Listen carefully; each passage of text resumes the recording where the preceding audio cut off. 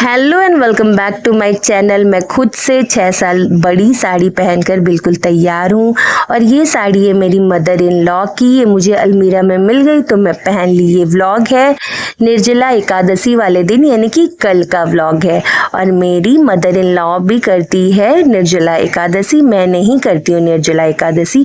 और सच बोलो तो मैं सारे एकादशी का नियम भी नहीं फॉलो कर पाती हूँ, क्योंकि हम लोग बाहर रहते हैं, हमारा लाइफस्टाइल बहुत अलग है। पर इस बार मतलब जब भी मैं ससुराल में रहती हूँ तो मैं कोशिश करती हूँ कि मैं सारा रिचुअल पूरा कर दूँ। जैसे कि निर्जला मतलब कोई भी एकादशी हो, उसमें बोला जाता है कि आप धान से बना हुआ कोई भी आइटम जैसे चावल, चूड़ा, मूढ़ी नहीं खा सकते हैं। रोटी और सिंधा नमक का खाना खाना चाहिए और प्याज लहसुन तो बिल्कुल नहीं खाना चाहिए।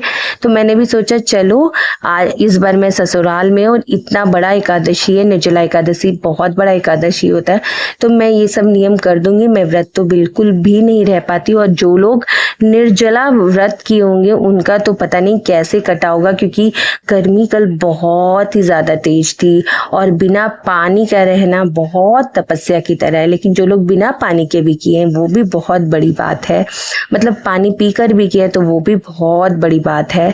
तो आप सभी को निर्जला एकादशी की बहुत सारी बधाइयाँ। आप लोगों ने इस एकादशी में किसने किसने व्रत किया था, और जिसने नहीं किया था व्रत तो वो किस तरीके से इस एकादशी को मनाए थे, कमेंट में बताइएगा। अब हमारे घर में रहते हैं सिर्फ 3 जन हैं, मैं हूँ, मेरी बेटी है एंड मेरी सासू मॉम है। सासू मॉम की एकादशी थी तो वो तो खाना खाती नहीं, मैं और मेरी बेटी। और मेरी बेटी काफी छोटी है, 4 साल की, वो क्या ही खाएगी आप समझ सकते हो। तो शाम का टाइम था, मुझे लग गई थी भूख, तो मैं सोची क्या खाऊं। फिर मेरे दिमाग में आया क्यों ना कुछ ऐसा बना लूं जो गर्मी में पेट को भी ठंडक दे और मेरा पेट भी भर जाए। तो जैसे नॉर्मली हम रायता बनाते हैं, मैं सेम वही रायता बनाई और बस उसमें मैंने स्प्राउट्स ऐड कर दिया था, क्योंकि स्प्राउट से आप बहुत देर तक आपका पेट फूल भी रहेगा।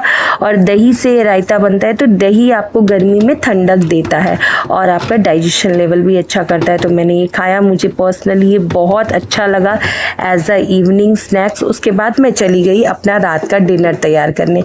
आप सोच रहे होंगे कि अरे एक जन इतनी रोटियां क्यों खाएगा, मतलब मैं अराउंड 20 रोटी बनाई थी। तो इतना रोटी मैं क्यों बना रही हूँ गाइस, मैंने पहले भी अपडेट दिया है कि मेरी जो एक मासा ससुर जी है उनका डेथ हो गया था। और हमारे में क्या होता है कि जब किसी का डेथ हो जाती है तो घर में रोटियां नहीं बनती है, तो मैंने उनको देने के लिए रोटियां दी थी। और फैमिली में तो ये सब चलता ही है, आदान प्रदान कि जब कोई भी मुसीबत में होता है तो सब लोग खड़े होते हैं और उसका हेल्प करते हैं। एंड यही होता है एक अच्छी फैमिली, और करना भी चाहिए। अगर हम नहीं कर रहे हैं तो फिर तो हमारा परिवार होने का कोई मतलब नहीं है।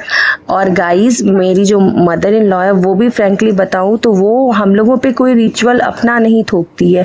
वो बोलती कि जो इम्पोर्टेंट सब नियम है तुम लोग वही करो। जैसे कि एकादशी वगैरह वो बोलती है कि अभी तुम लोग बच्चे हो, तुम लोग मत करो, अभी मैं तो करती हूँ, लेकिन हाँ जब मैं नहीं करूँगी फिर तुम लोग करना। और गर्मी में खाना बनाना क्या ही बोलूँ, बहुत ही डिफ़िकल्ट टास्क है। उस पर रोटी बनाना, पर भाई खाना बनाना हमारा काम है तो हम छोड़ नहीं सकते हैं।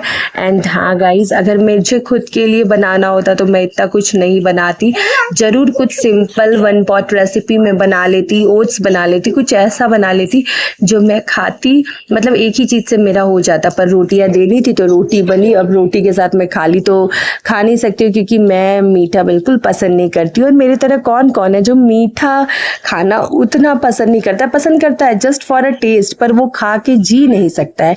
और मैं व्रत करने में भी बहुत ज़्यादा कच्ची हूँ। मैं ना जो भी लोग व्रत करते हैं उसको देखती हूँ तो मैं सोचती हूँ कि कितना भगवान ने इनको, कितना मतलब कितना अच्छा है ना कि भगवान ने इनको ये पावर दिया है कि ये व्रत कर पाते हैं। मैं नहीं कर पाती हूँ फ्रेंकली, मैं चाहती हूँ व्रत करना फिर भी नहीं कर पाती। और मेरी शादी को हो चुके हैं 7 साल, फिर भी मेरी रोटियां बनती है टेढ़ी मेढ़ी, कभी गोल बन ही नहीं पाती है। पता नहीं गाइज मैं कब इस काम में परफेक्ट होंगी। और जैसी भी रोटियां बनती है मेरे घर पे सब लोग मेरी रोटियां खा लेते हैं। थैंक्स टू देम कि वो लोग मेरी रोटियां खा के जिंदा है, क्योंकि मेरी रोटियां बड़ी कड़क बनती है। और कभी कभी मतलब ऐसा होता है वंस इन अ मंथ की रोटी बहुत अच्छी बनी है। पर हाँ, ये दाग देने वाली बात है, मेरे घर के में कोई भी लोग मुझे ये नहीं बोलता है कि तुमने ऐसी खराब सी रोटियां बनाई है। फिर मैं रोटी वोटी बना के किचन कर देती हूँ बिल्कुल से क्लीन।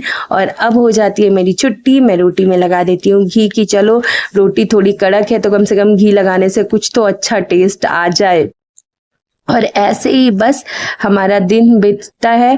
तो अगर आपको मेरी सारी वीडियोस पसंद आती है तो मेरी वीडियो को लाइक, शेयर और सब्सक्राइब करें, और एक छोटा प्यारा सा कमेंट ज़रूर करें, क्योंकि आपका कमेंट करता है मुझे मोटिवेट। और ये वाली परवल की सब्जी का अगर किसी को रेसिपी चाहिए होगा तो प्लीज़ कमेंट बॉक्स में कमेंट करें, क्योंकि मैं जब भी रेसिपी वाली वीडियोस बनाती हूँ बहुत कम लोग देखते हैं। तो मैं अब वही रेसिपी बनाऊंगी जो सबको देखना पसंद होगा। तो फिर मिलते हैं अगले वीडियो में। Tata bye.